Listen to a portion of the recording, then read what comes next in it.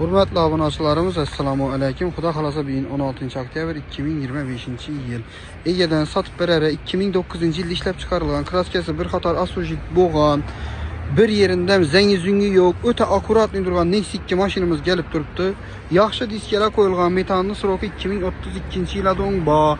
İçləri akkuratli, kiliti yo'q ekan, hozir ichanda turibdi ekan, ot chiqmoqqa erindim. 200 ming kilometr yurgan, bir yerinden qirchiqi, zəngi-züngi hech narsasi yo'q mashinamizni sizlarga 36 million so'mga qo'yib beramiz.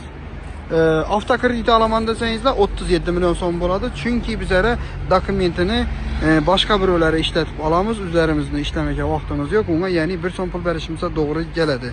Avtokrediti 37 milyon so'm, naqd pula 36 milyon so'm. Öte chiroyli holatdagi Nexus 2 mashinamizni sizlere 36 milyon so'm naqd pula beramiz. Eğer de viloyatlardan bo'ladigan bo'lsangizlar, viloyatlari faqat naqd pula beradi, avtokreditda chiqarib bo'lmaydi. Avtokreditda Xorazm Qoraqalpoqqa berishimiz mumkin, lekin boshqa viloyatlarga bera olmaymiz. Shu yerine e'tibor qilinglar, iltimos. Eğer naqd pul alaman desengizlar, kelinglar, 36 milyon so'm beramiz.